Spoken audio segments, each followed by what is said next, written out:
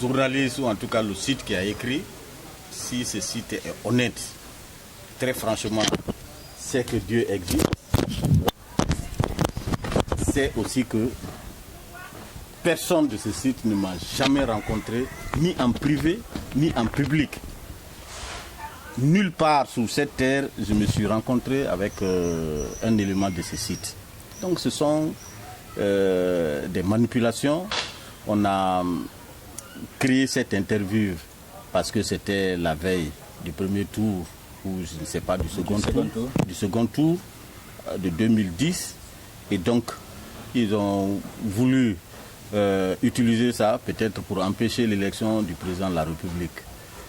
Moi, je ne vois pas pourquoi je dois avoir des adversaires, parce que je ne suis ni le président de la République, je ne suis candidat à rien, je ne suis pas encore même, je ne suis pas le premier responsable du RPG. Alors, je ne sais pas qu'est-ce qui se cache derrière, parce que j'ai démenti avec Bébel à l'époque où j'avais des difficultés, j'avais des incompréhensions avec le président de la République. Moi, je me suis... Parce que j'ai trouvé que ça atteignait mon honneur. Donc, j'ai organisé au siège de Teliano, il est là, il peut témoigner, pour démentir. Mais les gens, puisque nous sommes dans un pays où le mal prime sur le bien, les gens, pour faire du mal à quelqu'un, ils sont très prompts, ils peuvent même dépenser des fortunes pour juste nuire à quelqu'un. Sinon, à partir du moment où j'ai démenti, moi je suis là et je défie quiconque de dire le contraire de ce que j'ai dit. Parce que moi je suis quelqu'un, je ne suis pas quelqu'un de caché, mes itinéraires sont connus et partout où je suis, j'ai toujours eu des gens autour de moi. Et donc, si je dis quelque chose de faux, celui qui a participé ou à ce moment précis-là qui était avec moi peut aussi infirmer, me dire. Donc, ce sont des histoires. Donc, l'interview n'a pas eu lieu. Jamais je n'ai donné cette interview. Et je défie quiconque de dire le contraire. Je défie même l'auteur de venir publiquement et de dire que moi j'ai fait cette interview, ou il m'a rencontré une fois. D'abord, l'officier dont il est question, je peux jurer sur le Coran, la main sur le Coran, pour ceux qui sont des chrétiens, la main sur la Bible, que là où l'officier a trouvé la mort. Vous parlez de Panival? Je parle de Panival. Jamais, je n'ai jamais été dans ce village, je ne connais pas la zone, jamais j'ai été, si j'ai été même, que Dieu punisse moi, ma carrière et même ma descendance, je n'ai jamais été dans cette zone. Je ne connais pas là-bas. Si j'ai été, peut-être j'étais dans un avion, on a survolé la zone. Donc, je n'ai jamais été là-bas, je ne connais pas là-bas, ni avant, ni après. Je ne connais pas la zone, très franchement. Je ne suis jamais, si j'ai mis pied là-bas, tout ce que je sais, c'est que Dieu ne me donne pas dans la vie. Je n'ai jamais été là-bas, je ne connais pas.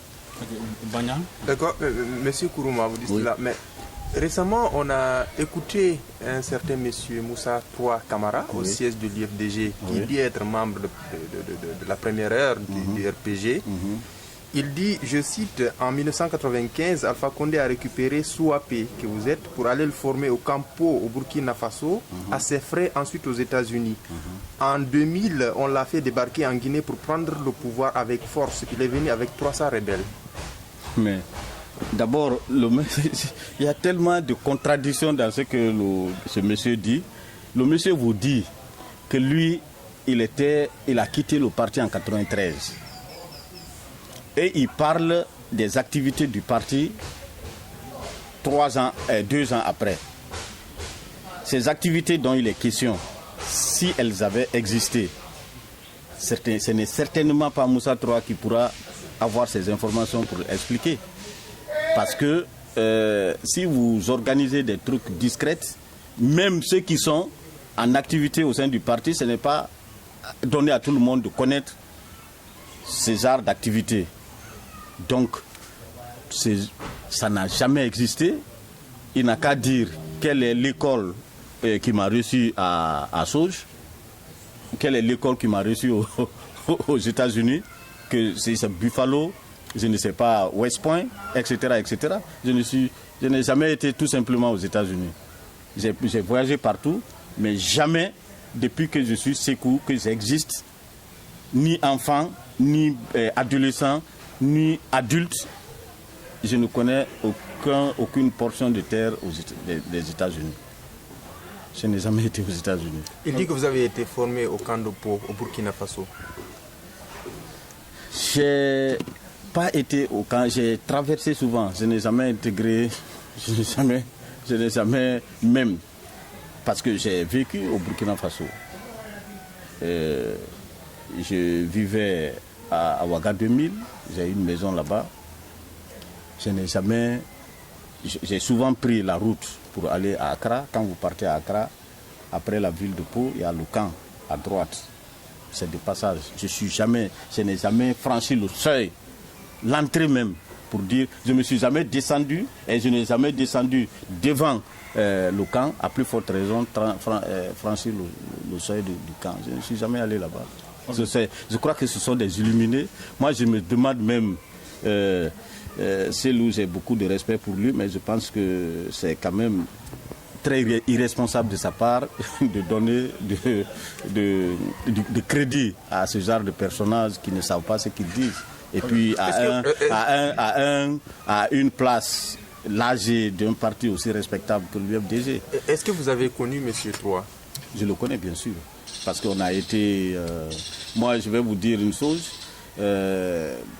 un peu à la veille de l'arrivée du président, en 80, je crois un an avant, 90, ce sont des gens qui ont rejoint le parti. Et puis en 91, le 17 mai, c'est essentiellement les jeunes qui ont organisé. Moi, j'étais le président de la commission d'accueil quand Alpha venait le 17 mai. J'étais le président de la commission d'organisation du premier meeting avorté de Koléa. Et donc, à l'époque même, j'avais eu des choses parce que quand la police est venue nous disperser, j'avais acheté un mégaphone, le mégaphone qui devait servir de moyen de sonorisation pour le meeting. Lui, il a pris ça après. Quand il a fui, il a jeté ça. Et quand on s'est retrouvé, je l'ai attaqué sur ça, c'était bon. Une boutade. C'est pour vous dire, je le connais, je ne nie pas l'avoir connu, mais depuis nos chemins ont différé. Moi, je suis allé en prison en 93. Pour 2 ans. Pendant la campagne, j'ai été arrêté à Lola, condamné 2 ans. Quand j'ai purgé, au moment où j'ai purgé les 2 ans à ma sortie, il n'était plus dans le parti. Et depuis ce jour, il n'y a pas eu de contact sérieux entre nous. Pourquoi il imaginerait une telle histoire pour vous la coller? Je pense que lui-même, il ne doit pas être très équilibré. Parce que quelqu'un qui est équilibré, il y a des trucs qu'il dit, franchement, je ne sais pas. Moi, je me pose même des questions quant à sa santé mentale. Pour la mort de Panival, où étiez-vous? Moi, j'étais au Burkina. J'ai logé à l'hôtel Palm Bus, parce que Palm Bus ou Kwame Nkrumah. Et puis, j'ai rencontré à l'époque le général Dendéré, qui était un ami, le conseiller spécial du président Blaise Compaoré, qui a réglé les notes de mon séjour, Moussa Faliman Chafi. Et donc, c'est du Burkina même que j'ai appris ces événements. Si les gens veulent vérifier, qu'ils se rendent à Ouagadougou, ils verront que si les archives sont contenues, si les archives sont préservées, je pense qu'ils vont trouver la trace de mon passage à cet hôtel et à cette date précise. Avez-vous connu Panival? Je ne l'ai jamais rencontré. Jamais je l'ai rencontré de ma vie. Jamais. Sur les réseaux sociaux, on voit souvent des photos de vous où vous êtes habillé en tenue militaire, bien sûr, des hommes armés derrière vous. Oui. À quelle occasion ont-elles été prises? Écoutez, quand j'étais secrétaire général de la jeunesse du parti, j'avais des rapports avec assez de jeunesse ouest-africaine, même l'ADEMA de Alpha Oumar Konaré. Le premier secrétaire général, c'était Doumbia, c'était un ami. Et donc les jeunes Ivoiriens, les Soro Guillaume, les Sidi Konaté, ce sont des amis personnels, même si on s'est retrouvés après en exil au Burkina Faso. Et donc c'est à cette occasion que j'ai eu à connaître la jeunesse ivoirienne. Je vais vous dire que même lors de la crise post-électorale, j'ai envoyé quelqu'un voir Bleu Goudé, Charles Bleu Goudé. On a parlé au téléphone, j'ai voulu lui dire de comprendre la gravité de la situation. Donc moi je connais ça là, je connais tout ceci. Nous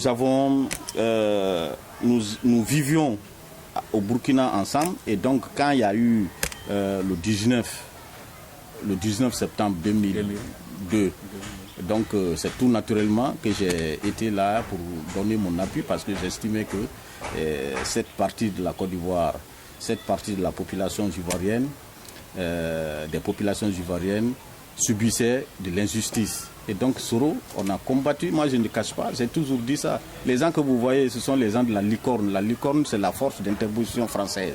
Les blancs que vous voyez dedans, ce n'est ni en Guinée, ni au Libéria, ni en Sierra Leone. C'est en Côte d'Ivoire. Et j'ai des amis officiers de l'armée française. J'ai été celui qui a facilité l'évacuation des étrangers dans la zone de Ma, d'Anani, etc., etc. Après qu'il y ait affrontement entre les forces rebelles et l'armée française de 22h jusqu'à 14h de l'après-midi, j'ai discuté avec le colonel Furding qui était de la Légion étrangère. Moi, je ne cache pas ça. Vraiment, j'assume. Et quiconque, j'assume aujourd'hui et demain.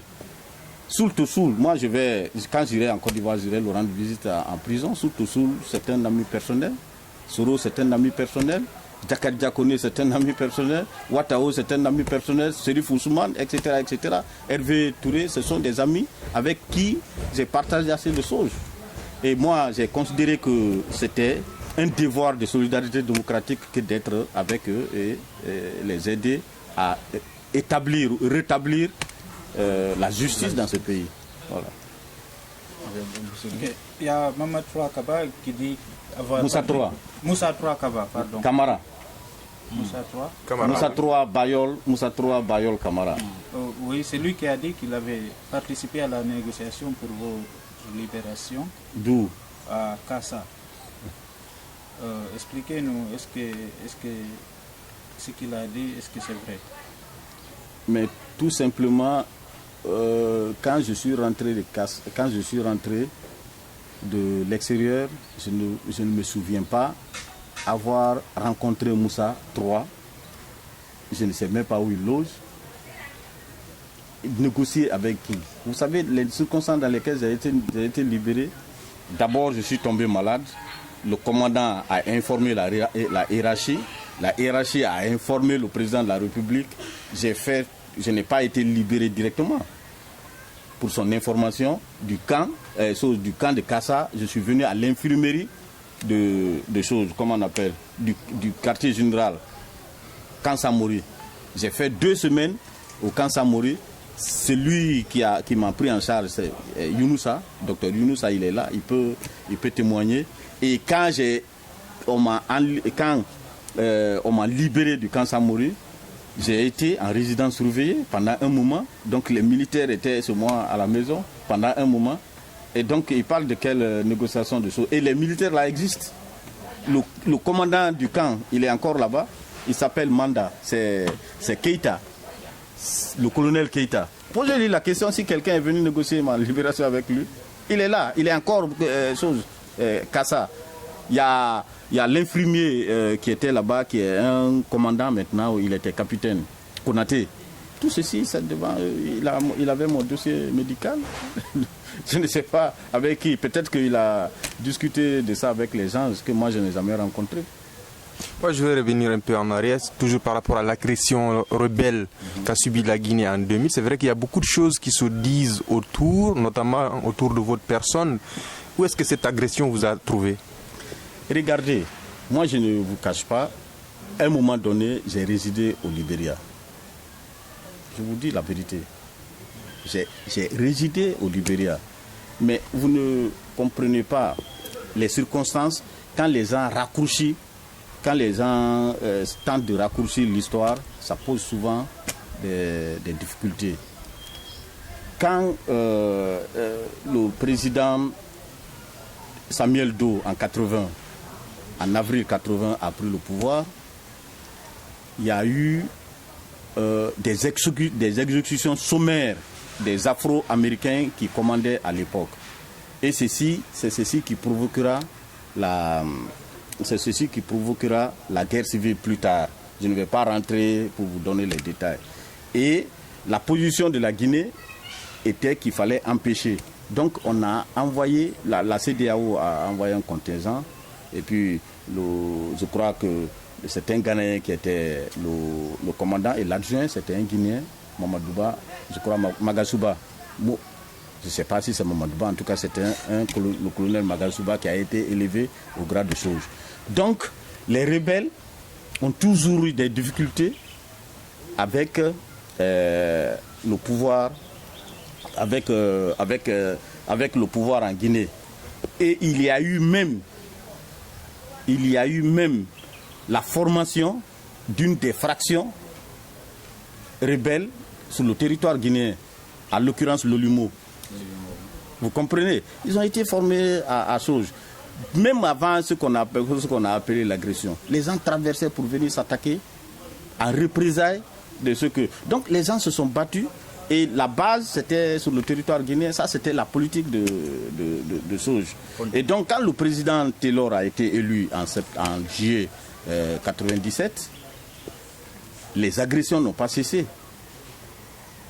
Donc c'est tout naturellement que le président s'est organisé à l'époque pour rendre la monnaie de ce qu'on lui créait, de ce qu'il a considéré comme une agression, parce que il a été élu démocratiquement, parce que c'est la CEDEAO qui a supervisé, les Nations Unies ont supervisé. Moi je me rappelle que j'ai rencontré le ministre des Affaires étrangères de l'époque en Côte d'Ivoire, Amara Essi, qui nous a expliqué et qui estimait, même avant les élections, que Taylor allait gagner les élections. Et donc, après l'Olumo, le groupe de Sékou Damanté a été formé en Guinée ici. Vous pensez que les gens là, si aujourd'hui la Guinée sait qu'on est en train d'entraîner les gens en Sierra Leone ou en Guinée-Bissau, les gens vont rester contre leur pays, les gens vont rester sans faire des représailles? Non. Il faut, moi j'avais quel moyen, franchement, j'avais quel moyen financier? Est-ce qu'on peut imaginer ce que coûte une guerre, déclencher une guerre? Moi j'avais quel moyen pour financer concrètement ce genre d'opération, une opération de cette envergure? On dit que vous aviez le soutien du président Alpha qui était opposant au régime en place. Mais les attaques dont on fait allusion, ont trouvé Alpha en prison. Alpha a été arrêté en décembre 1998 et les attaques ont eu lieu un an plus tard, septembre ou je ne sais pas, octobre 2000. Alpha, dans son état de prisonnier, avait-il les moyens de soutenir une opération de cette envergure financièrement ou matériellement? Et puis il va s'organiser quand il est lui-même coincé, séquestré en prison. De quels moyens disposerait-il pour financer? Donc M. Sékou Souapé n'a jamais... Je vais vous dire, Alpha, je vais vous faire une confidence. Alpha, quand il était en prison, avait d'énormes difficultés financières. Posez la question à Sidi Assi, n'a pas aidé en ce moment-là financièrement, même les docteurs Diané pour faire les déclarations, pour organiser des voyages. Posez la question à Sidi. Quelqu'un qui n'a pas pu payer le voyage de ses militants, de ces choses, c'est lui qui va financer une guerre? Vous croyez? C'est difficile. Voilà, mais Sidi est là, il existe, il n'est pas mort, heureusement. Posez-lui la question. S'il n'a pas aidé le RPG discrètement à l'époque. Non, ce sont des histoires. Donc, je reviens sur vous n'avez rien à voir avec... Ce sont des invasions, c'est des histoires. Voilà. D'accord.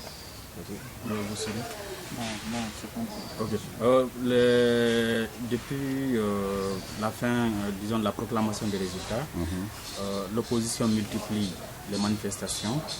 Comment vous avez accueilli